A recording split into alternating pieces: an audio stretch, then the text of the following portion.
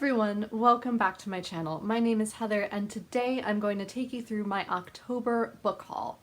I said I wasn't going to buy very many books, but then there were two sales and I had to, and I'll explain both of those in a moment. The first was the fact that Book Depository sent me a coupon and I knew there were some very small and very affordable versions of books that I wanted there already, so how could I resist?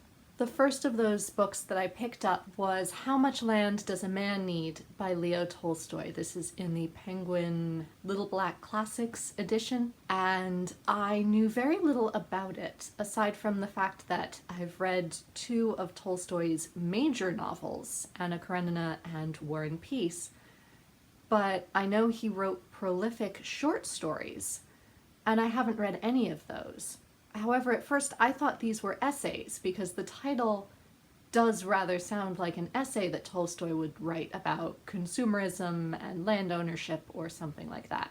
But no, as I've flipped through it, I've discovered that there are two short stories in here. The first is How Much Land Does a Man Need?, which is set up very much like a fairy tale or a folk tale. It has that sort of a vibe to it from the first page. The second has similar vibes, and it is called What Men Live By, which I am fascinated by, given that the epigraph at the beginning is a series of about 7 quotes from 1 John in the Bible, which I find very interesting that they're all coming from the same chapter. So there must be some significance there, and I'm desperate to read it and find out what it is. And yeah, that's pretty much all I can say about these because they are quite tiny, so I will be able to tell you more after I've read them. The next is Mary Barton by Elizabeth Gaskell, which I have heard described as North and South but with a murder, which you don't need to tell me anything else. I am very much intrigued. Yes, it's about John Barton, who apparently is torn between his personal conscience and his socialist duty, and his daughter Mary, who is involved in a love triangle. One of her potential love interests is a mill worker, and the other is a manufacturer. And she has to decide not only between the two men, but between those two worlds and ideologies. And then there's also a murder plot that apparently binds them all together. So what more could I ask for? I have read North and South and Cranford, but nothing else by Elizabeth Gaskell. No, I take it back. I did read Wives and Daughters. I just didn't enjoy it as much as Cranford or North and South. So I'm looking forward to seeing if I enjoy this as well. I hope I will, because it sounds fantastic. And the next book is The Tenant of Wildfell Hall by Anne Bronte. And I have never read any of Anne Bronte's works before, so I'm very excited for this to be my first. The first time I heard of this was actually through a friend of mine in college who was writing her senior thesis on Victorian divorce novels, essentially. So she used this as a resource. He Knew He Was Right, a couple of others as well, but those two have stuck out in my mind. This one is about I don't want to say young wife, but she's not exactly old either. A wife who moves to a new town with her son to escape her husband, who is abusive and an alcoholic. However, divorce was equally scandalous, so she was really left with very few options. And this novel explores not only all of that, but what happens when she meets a new man in this new village and they begin to fall in love. It sounds absolutely fantastic, and I can't wait to find out what actually happens with these characters. And next, I picked up 3 musical books from 2 different sources. Can you tell I'm missing opera season this year? The first of which is My Dearest Father by Wolfgang Amadeus Mozart. And this is a collection of letters that he wrote to his father, Leopold, between 1777 and 1778. And it also, of course, includes his father's responses. I find Mozart absolutely fascinating. I love his operas. I am sometimes intrigued and sometimes disappointed by his gender commentary. It tends to either go one way or the other. And based on what I know from the play Amadeus, I know that despite being a musical genius, he could have been a really terrible person. So I am very intrigued to see if these letters shine any light on who he really was. And if I enjoy this, there is a full collection of his letters that I believe my friend Lauren has, so I may ask her to borrow those at some point.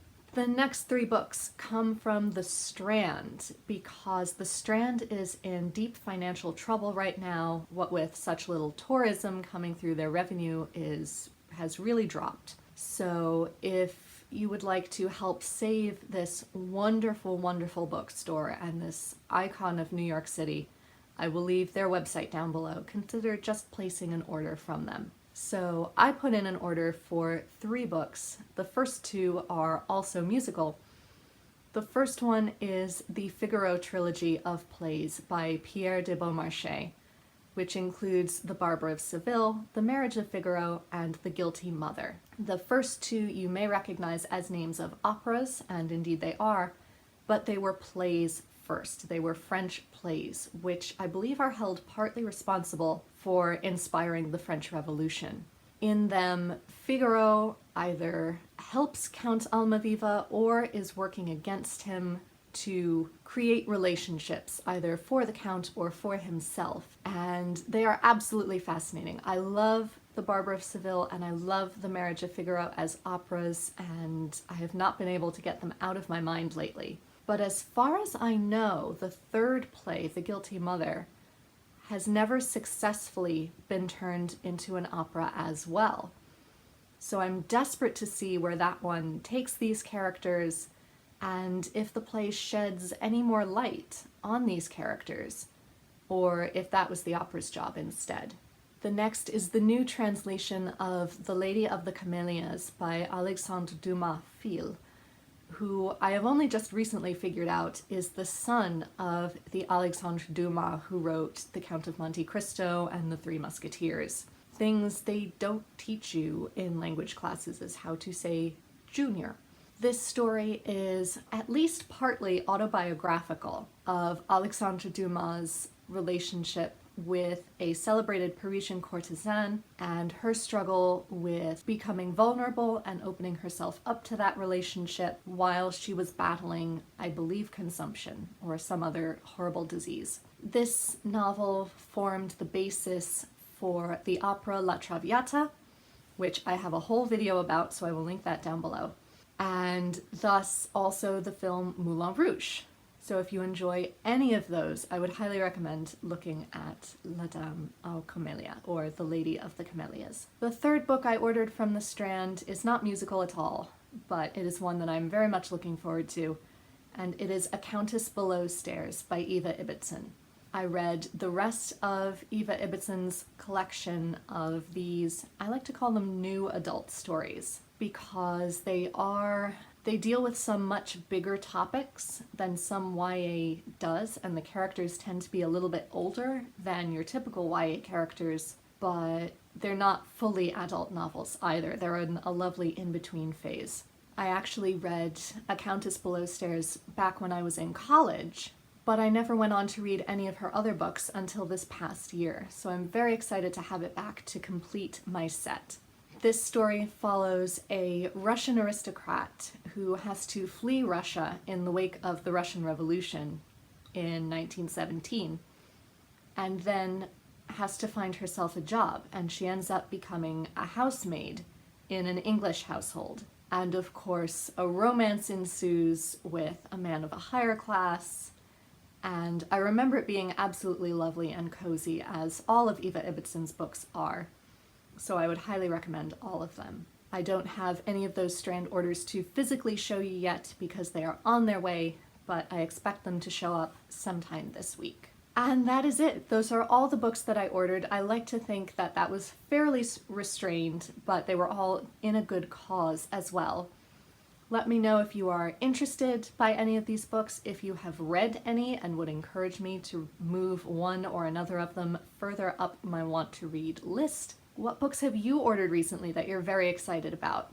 Let me know in the comments down below, and as always, be safe, be well, and happy reading. Bye everyone.